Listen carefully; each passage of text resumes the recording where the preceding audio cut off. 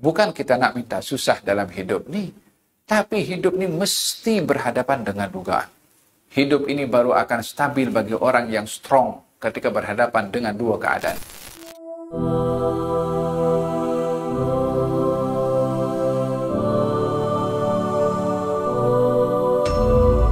Kita mesti belajar ubah filosofi kita. Bila berhadapan dengan musibah, kita macam stres. Atau berhadapan dengan musibah, kita jadi kecewa. Berhadapan dengan musibah, kita jadi putus asa. Berhadapan dengan musibah, kita ambil shortcut langkah. Contohnya untuk buat hal-hal yang mungkar, ataupun dia minum pil penenang, ataupun guna hal-hal yang ingin melepaskan daripada masalah, daripada musibah dengan cara yang tidak sepatutnya bagi seorang muslim dan mukmin mengambil sikap itu. Kita ubah kita punya filosofi dalam hidup ini, bahwasanya musibah dan masalah bukan satu rintangan dan halangan atau satu bebanan, tetapi dijadikan musibah ataupun dugaan yang kita hadapi dalam hidup ini sebagai satu peluang dan opportunity untuk kita jadikan musibah itu dengan kacamata bagaimana kita boleh kuat berhadapan dengan musibah, berhadapan dengan dugaan dari Allah Subhanahu wa taala. Tidak ada orang hidup di atas muka bumi ini yang tidak diduga. Semua orang berhadapan dengan dugaan. Justru tuntutan pada iman itu tidak mungkin tanpa dugaan. Tak mungkin ada orang mengatakan saya mau beriman tapi tak mau diduga. Hidup di alam kayangan, tak ada. Mesti diduga oleh Allah Subhanahu wa taala. Kalau orang hidup ini tidak berhadapan dengan dugaan dalam hidup, orang yang paling layak itu Nabi Muhammad SAW. Orang yang paling layak untuk tidak diduga adalah para anbiya. Tapi mereka justru paling berat berhadapan dengan dugaan.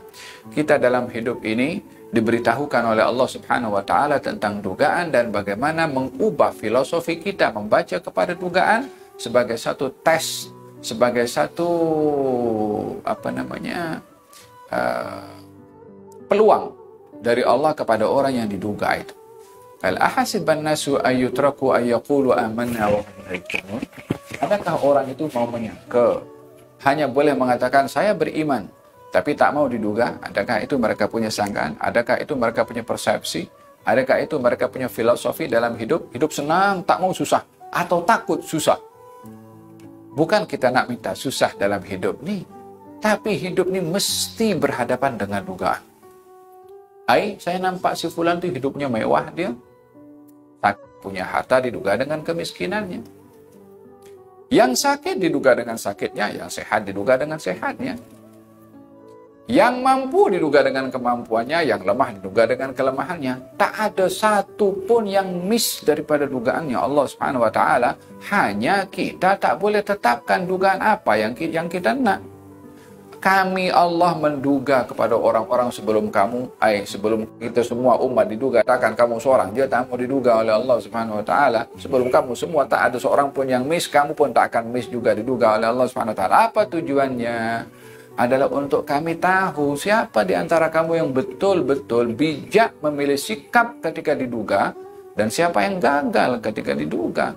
Adapun dugaan perkara yang common, semua orang akan berhadapan, tapi tak semua orang memilih cara yang betul ketika berhadapan dengan dugaan.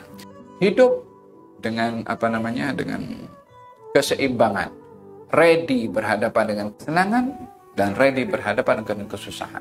Ready ketika diduga dengan kemudahan, ready ketika berduga dengan kesukaran.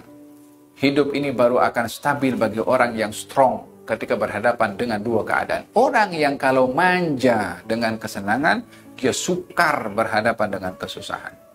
Belum lagi lama berlalu dugaan COVID yang kita hadapi.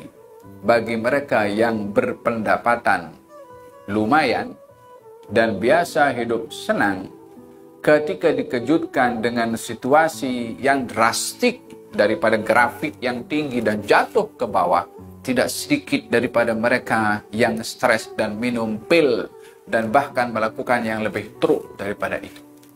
Termanja dengan kemewahan, kurang spiritual kekuatan di dalam power spiritual dalamannya kurang, sehingga ketika berhadapan dengan situasi dikejutkan dengan dibuang kerja contohnya, dipotong gaji sekian persen contohnya, dengan kemudahan yang selama hidup dia hadapi, maka di situ dia gagal berhadapan dengan dugaan karena memanjakan diri dengan kemewahan tanpa dibaca kemewahan itu dengan sebagai suatu dugaan untuk bersiap sedia berhadapan dengan senang atau sukar.